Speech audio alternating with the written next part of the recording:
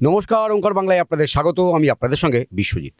আজকের বাংলা রাজনীতি অনুষ্ঠানে আমাদের আলোচনার বিষয় যে এনসিপি যে 20 জন সাংসদ তারা কি শেষ পর্যন্ত বিজেপিতে যোগদান করবে। কেন কথা বলছি, কারণ সোমবার দিনকে আচমকাই নবান্নে সুদীপ বন্দ্যোপাধ্যায়ের সঙ্গে রাজ্যের মুখ্যমন্ত্রী শুভেন্দু অধিকারীর বৈঠক। ঠিক তার পরের দিন মঙ্গলবার দিল্লিতে এনডিএর বৈঠকে বাড়তি গুরুত্ব পাচ্ছেন এনসিপির সাংসদ শতাব্দী রায় এবং কাকলি ঘোষ দস্তিদাররা। প্রধানমন্ত্রী নরেন্দ্র মোদী, কেন্দ্রীয় স্বরাষ্ট্রমন্ত্রী অমিত শাহ, জেপি নাড্ডার ঠিক পাশের আসনেই জায়গা করে নিচ্ছেন কাকলি ঘোষ দস্তিদাররা। তাহলে কি এই যে 20 জন সাংসদ, এনসিপি সাংসদ খুব শীঘ্রই পদ্ম শিবিরে নাম লেখাবেন? এই জল্পনা কিন্তু দিল্লির রাজনীতিতে এখন উঠছে। আর আমরা বাংলার রাজনীতি অনুষ্ঠানে আজকে আমরা এই বিষয়টা নিয়ে আলোচনা করব। এই মুহূর্তে স্টুডিও উপস্থিত রয়েছেন বিখ্যাত সাংবাদিক ও রাজনৈতিক বিশ্লেষক অর্কবাবু সরকার। দাদা, আপনাকে ওঙ্কারে স্বাগত। যে সুদীপ বন্দ্যোপাধ্যায়ের জন্য তাপস রায় এবং সজল ঘোষ তারা অনেকে বলেন যে তৃণমূল ছেড়ে বিজেপিতে তারা যোগদান করেছিলেন, এবং উত্তর কলকাতার যে রাজনীতি, সেই রাজনীতিতে কোথাও সুদীপ বন্দ্যোপাধ্যায়কে নিয়ে একটা অস্বস্তি তৈরি হচ্ছিল।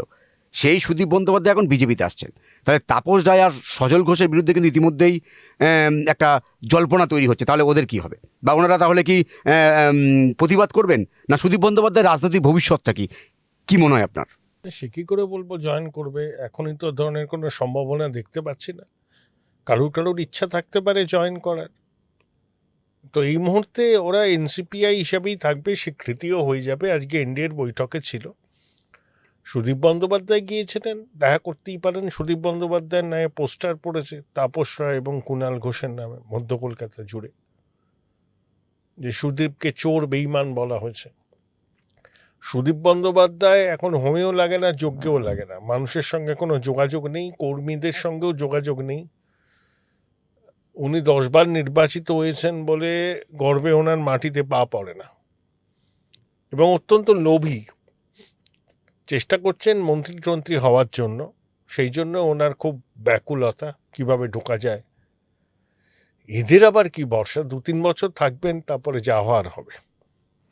কিন্তু দিল্লির যে রাজনীতি, সাংসদরা 20 জন এনসিপিতে, মানে এনডিএর প্রথম আজকে যে বৈঠক দেখলাম, প্রধানমন্ত্রী নরেন্দ্র মোদী, জেপি নাড্ডা, অমিত শাহ, এই যে প্রথম সারির, সেই সারিতে কাকলি ঘোষিতার জায়গা পাচ্ছেন।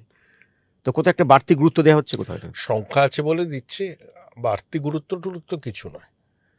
ওটা মনে হচ্ছে লোকের বাড়তি গুরুত্ব, এরা ধান্দায় এসছে, এটাও বিজেপি নেতৃত্ব জানে। বিজেপি নেতৃত্বের সংখ্যাটা দরকার, সেই জন্য এদের কাজে লাগাচ্ছে।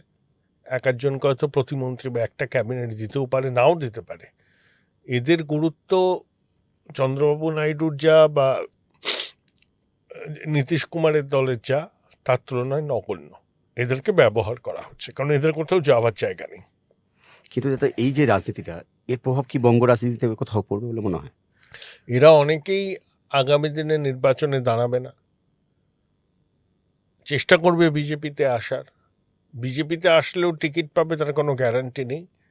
এটা একটা টেম্পোরারি অ্যারেঞ্জমেন্ট হয়েছে। ওদের ওখানে সংখ্যালঘু এমপিরা আছে, তারা হারগিজ বিজেপিতে যাবে না। পার্থ ভৌমিকের খুব ইচ্ছা বিজেপিতে যাওয়া, সুদীপের, শতাব্দীর, কাকলির, কিন্তু বিজেপিতে গেলেই পরের বার তারা যে ওখান থেকে টিকিট পাবেন এরকম কোনো গ্যারান্টি নেই। এখন একটা নির্বাচন অনেক দেরি আছে, কত কিছু হবে তার উপর সব কিছু নির্ভর করবে। এখন ওরা এনডিএর সঙ্গে যুক্ত হয়েছেন, শরিক দলের মর্যাদাও পাবেন, সেই জন্য কাকলি দেবীকে, শতাব্দী রায়কে গুরুত্বও দেওয়া হয়েছে। ব্যাপারটা এইখানেই আছে। এখন শুভেন্দু অধিকারী যাচ্ছেন দিল্লিতে 4 অগাস্ট, সেখানেও মিটিং হবে, তারপর পুরো বিষয়টা স্পষ্ট হবে।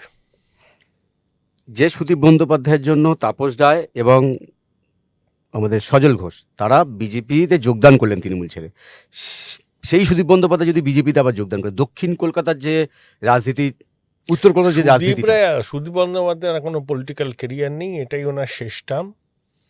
হ্যাঁ, থাকবেন, যেখানেই থাকবেন সেখানেই ঘোট পাকাবেন, এটাই উনি করেন। আগের বার তিনি জিততেন না, দুধেল গাইদের ভোটে জিতেছেন। এবং মমতা বলেছিলেন আমি 300টা ফোন করেছি ভোটের আগের দিন, পুলিশকে ম্যানেজ করে ভোট লুট করে উনি জিতেছিলেন, নইলে হেরে গেছিলেন 1 লাখ ভোটে। তা সুদীপ বন্দ্যোপাধ্যায়ের জন্য অনেকে তৃণমূল ছেড়েছে, অনেকের সেইভাবে রাজনীতিতে বিকাশ হয়নি। সুদীপ বন্দ্যোপাধ্যায়কে নিয়ে বেশি ভাবনা চিন্তা করার দরকার নেই, উনি অত্যন্ত স্বার্থপর এবং ধান্দাবাজ।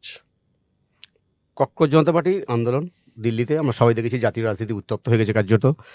তারপর আজকের নবান্নেতে একটা কর্মসূচি রয়েছে যে 100 জন যারা নিটে মানে যারা উত্তীর্ণ হয়েছেন তাদেরকে সম্বর্ধনা দেবে রাজ্য সরকার, স্বয়ং মুখ্যমন্ত্রী উপস্থিত থাকবেন। দুটো ছবি পাশাপাশি, কি বলবেন? না, যারা পরীক্ষায় পাশ করেছে, কঠিন পরীক্ষা, তারা নিশ্চয়ই কৃতিত্বের স্বাক্ষর রেখেছে, সরকার তাদেরকে তো সম্বর্ধনা দেবে, এনকারেজ করবে। আর যারা, দেখো পরীক্ষাটা নিয়ে তো গণ্ডগোল হয়েছে, এটা নিয়ে তো কোনো সন্দেহ নেই। সরকারকে অনেক কঠোর ব্যবস্থা নিতে হবে, সিস্টেমটাকেই পুরো চেঞ্জ করতে হবে, কম্পিউটার বেসড আনতে হবে, যা তাকে ভবিষ্যতে যে সব এর ধরনের ঘটনা ঘটবে না তার কোনো গ্যারান্টি নেই, কেউ দিতে পারে না গ্যারান্টি। কিন্তু সরকার ছাত্রদের দাবি মেনে নিয়েছে, নন্দন নীলেকানিকে মাথায় রেখে কমিটি হয়েছে, এগুলো ইতিবাচক লক্ষণ। এবং আশা করব আগামী দিনে এই ধরনের পরীক্ষাকে কেন্দ্র করে আর কেউ কোনো অভিযোগ তুলতে পারবে না। শ্রীলেখা মিত্র, কলকাতায় যে আমরা দেখেছি আন্দোলন হলো, সেখানে প্রধানমন্ত্রীর একটা কুরুচিকর পোস্টার তিনি দেখিয়েছিলেন, তার বিরুদ্ধে এফআইআর হলো। এই ধরনের যে বামেদের যে এই ধরনের রাজনীতি, এটা নিয়ে আপনি কি বলছেন? বামেরা হতাশ। কেরলে ক্ষমতাচ্যুত হওয়ায় ভারতবর্ষে কোথাও আর বামেদের সরকার নেই, খড়কুটো আঁকড়ে ধরে বেসে রাখতে চাইছে। শ্রীলেখা মিত্র ঘোষিত বামপন্থী। তো এই ধরনের কুৎসা, এই ধরনের অপপ্রচার বামেদের দেখতে খুব স্বাভাবিক, সবাই করছেন। ওরা চেয়েছিলেন তৃণমূলই থাকুক, তাহলে করে কমে খেতে সুবিধা হয়। তো তৃণমূল চলে গেছে, এখন ওদের রাজনৈতিকভাবে ওদের অবস্থানটা কি সেটাই ওরা ঠিক করতে পারছে না। মূলত তোষণ এবং সংখ্যালঘু, এর বাইরে বামেদের কোনো ভূমিকা নেই। সংখ্যালঘু ভোট পাওয়ার জন্য এরা তৃণমূলের থেকেও এক কাঠি এগোতে পারে। অতএব মোদিজিকে আক্রমণ করবে, কুৎসা করবে, মুখ্যমন্ত্রীকে আক্রমণ করবে, কুৎসা করবে, এটাই ওদের কাছে স্বাভাবিক। বামেদের কোনো ভবিষ্যৎ ভারতবর্ষের রাজনীতিতে আর নেই। কেরলাতে ওরা ফিরবে না আগামী 15 বছর। ত্রিপুরা গেছে, পশ্চিমবঙ্গ গেছে। করুক আন্দোলন টান্দোলন করুক, বড় বড় কথা বলুক, মানুষের সাথে কোনো যোগাযোগ নেই ওদের। ওরা সমাজ মাধ্যমে অ্যাক্টিভ, আর মাঝে মধ্যে কিছু আন্দোলন হলে রাস্তায় নেমে আস্ফালন করে। এবং বাম নেতাদের, ছাত্র নেতাদের অনেকের জীবনযাত্রাই খুব সাধারণ মানুষের থেকে অনেক ভালো। তারা দামি গাড়িতে ওঠেন, দামি জায়গায় থাকেন, দামি জায়গায় খাওয়া দাওয়া করেন, ওসব আমরা জানি। মুখে বিপ্লবের কথা বলেন, ব্যক্তি জীবনে ওদের সঙ্গে অন্য রাজনৈতিক দলের নেতাদের খুব একটা পার্থক্য নেই। না, শ্রীলেখা মিত্রকে যদি আমরা ওনার যদি আমি মানে যে সত্তা, রাজনৈতিক সত্তাটা যদি বাদ দিই, ওর আরেকটা সত্তা রয়েছে। উনি একজন শিল্পী, অভিনেত্রী হিসেবে ওনার বেশ যথেষ্ট অনেক সিনেমাও করেছিলেন। ওনার মতো মানুষের কাছ থেকে এরকম আমরা কিন্তু, উনি উল্টোপাল্টা কথা দীর্ঘদিন বলেন, নতুনত্ব কিছু নেই, এগুলো প্রচার পাওয়ার জন্য বলা। এখন তো আইনি জটে পড়ে গেছেন, তার আইনজীবী পুরো বিষয়টা দেখবেন। শ্রীলেখা মিত্র টিত্রদের বেশি গুরুত্ব দেওয়ার দরকার নেই। অভিনয়ে কতটুকু সুযোগ পান আমি জানি না, ভেসে থাকার কৌশল এগুলো, এছাড়া আর কিছু নয়। বেশ দাদা, ককরোচ জনতা পার্টির আন্দোলনের চাপে কোথাও তারা দাবি করছে যে আমাদের চাপে, মানে ককরোচ জনতা পার্টির আন্দোলনের চাপে শিক্ষামন্ত্রী ধর্মেন্দ্র প্রধান পদত্যাগ করতে বাধ্য হয়েছেন। কিন্তু শিক্ষামন্ত্রী পদত্যাগ করার সময় বললেন যে এই ধরনের ঘটনায় যাতে বিদেশি শক্তি যাতে না ব্যবহার করতে পারে, সেই জন্য তিনি পদত্যাগ করলেন। কিন্তু ককরোচ জনতা পার্টি নতুন করে দাবি তুলছেন যে E20, যে 20% যে ইথানল মেশানো হবে পেট্রোল ডিজেলের সঙ্গে, সেটা নিয়ে ওরা আবার মাঠে নামার একটা তোড়জোড় শুরু করছে। আগে নামুক, অনলাইন ক্যাম্পেন হচ্ছে, সরকারকে তার অবস্থান ব্যাখ্যা করতে হবে। কেন তারা E20 20% ইথানল মেশাচ্ছে, সরকারের ব্যাখ্যাটা কি? ইঞ্জিনের আদৌ ক্ষতি হচ্ছে নাকি ক্ষতি হওয়ার যে কথাটা বলা হচ্ছে তার মধ্যে বাস্তব নেই, এগুলো টেকনিক্যাল এক্সপার্টরা বলতে পারবেন। আলাপ আলোচনার পরিসর আছে, তেমন মনে করলে সরকার এটা প্রত্যাহার করে নেবে। এটা এমন কি আছে, কি দেখা যাক না ওরা কতটা কি দাবি করেন, সরকারের অবস্থানটাও কি সেটা দেখতে হবে।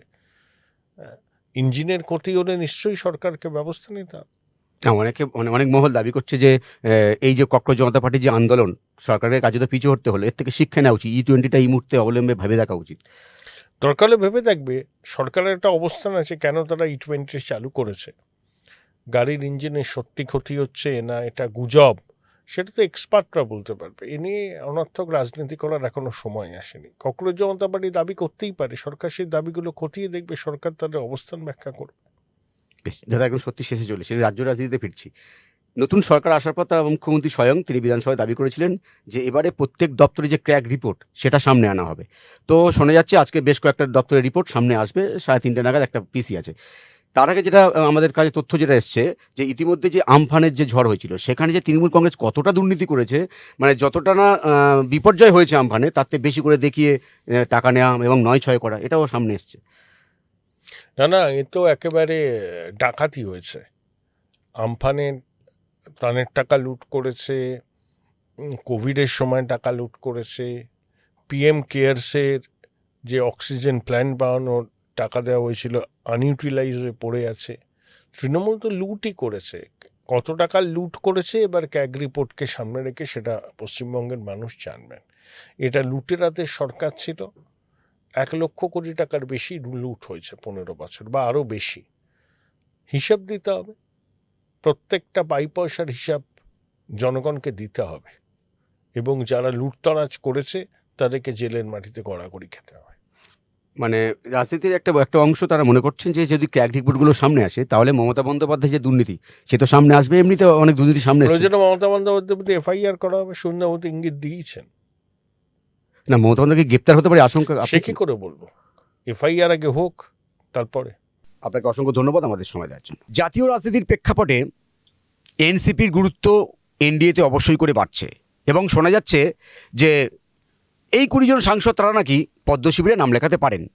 তো তাহলে এই বঙ্গ রাজনীতিতে তার তো প্রভাব পড়বেই, কারণ যে সুদীপ বন্দ্যোপাধ্যায়ের জন্য তাপস রায় এবং সজল ঘোষরা দল ছেড়ে নাকি পদ্ম শিবিরে এসেছিলেন তৃণমূল ছেড়ে, বঙ্গ রাজনীতিকে কোনো প্রভাব পড়বে সে বিষয়ে আমরা অবশ্যই করে নজর রাখবো। আলোচনা আপাতত এই পর্যন্তই। অন্যান্য খবরের জন্য চোখ রাখুন ওঙ্কার বাংলায়। নমস্কার।